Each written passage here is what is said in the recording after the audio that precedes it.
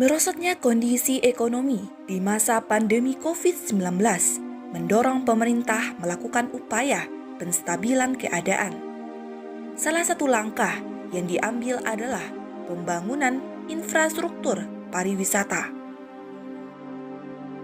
Maka, dicarilah wilayah strategis yang diperkirakan dapat mengundang kedatangan wisatawan baik lokal maupun mancanegara.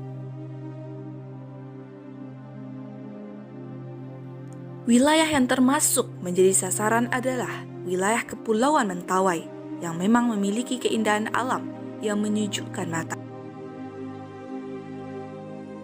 Rencananya akan dilakukan pembangunan Marina Center di kawasan Muara Padang yang berkaitan dengan agenda pembangunan kawasan ekonomi khusus di Mentawai. Begitulah inti pernyataan yang dikeluarkan oleh Nasrul Abid pada Pos Metro Padang pada 3 Agustus 2020. Program kawasan ekonomi khusus ini adalah program yang diwacanakan dalam rangka mempercepat pencapaian pembangunan ekonomi nasional yang tentu memerlukan peningkatan penanaman modal melalui penyiapan kawasan yang memiliki keunggulan ekonomi dan geostrategis. Kawasan tersebut dipersiapkan untuk memaksimalkan kegiatan industri, ekspor, impor, dan kegiatan ekonomi lain yang memiliki nilai ekonomi tinggi.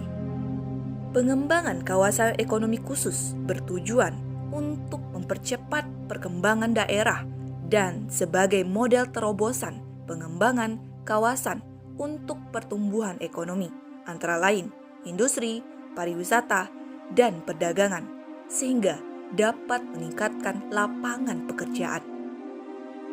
Wacana, rancangan, dan rencana ini digadang-gadang sebagai upaya peningkatan kondisi ekonomi rakyat, terutama di masa pandemi. Akan tetapi, faktanya belum tentu demikian. Proyek ini belum tentu berpihak pada pribumi. Pasalnya, dalam pelaksanaan pembangunan kawasan ekonomi khusus sebelumnya, muncul banyak keluhan masyarakat tentang tidak adanya efek yang mereka rasakan dengan pembangunan infrastruktur pariwisata tersebut. Yang mendapatkan keuntungan besar selama ini hanyalah segelintir orang. Sedangkan kebanyakan rakyat hanya mendapatkan bagian sangat kecil. Semisal hanya menjadi pedagang kecil di negeri sendiri yang notabene-nya memiliki aset sumber daya yang besar. Patut dipertanyakan, kepentingan siapakah yang lebih diutamakan oleh para penguasa negeri ini? Apakah kepentingan rakyat atau kepentingan pribadi beserta para pengusaha alias pemilik modal? Apakah yang menjadi motivasi penguasa dalam memperlakukan rakyatnya? Apakah kesadaran bahwa mereka sebagai hamba Allah yang harusnya menjadi pelayan umat, ataukah menjadi hamba uang dengan menjadi pelayan para kapitalis? Pelaksanaan pembangunan seperti ini tidak akan pernah sinkron jika diterapkan dalam sistem kapitalis yang menjadikan untung rugi sebagai tolak ukur membuat kebijakan. Dalam Islam, pembangunan infrastruktur dilaksanakan atas dasar kemaslahatan masyarakat. Hal ini pernah dicontohkan oleh Sultan Abdul Hamid II yang membangun jalur kereta api yang menghubungkan Hijaz, Syam, hingga Istanbul, bahkan dengan menggunakan dana pribadinya. Itu baru salah satu contohnya. Masih banyak contoh tindakan pemimpin dalam sistem Islam di masa khilafah yang merancang pembangunan infrastruktur demi kemaslahatan rakyat dan tentu saja wajib sesuai tuntunan Sang Pencipta.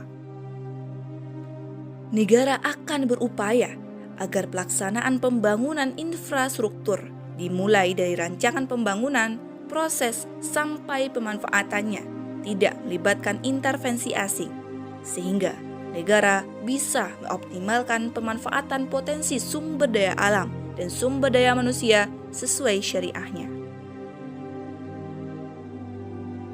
Begitu indah dan rincinya ajaran Islam, sehingga perkara pembangunan infrastruktur pun diperhatikan agar sesuai dengan kebutuhan dan kemaslahatan manusia seluruhnya.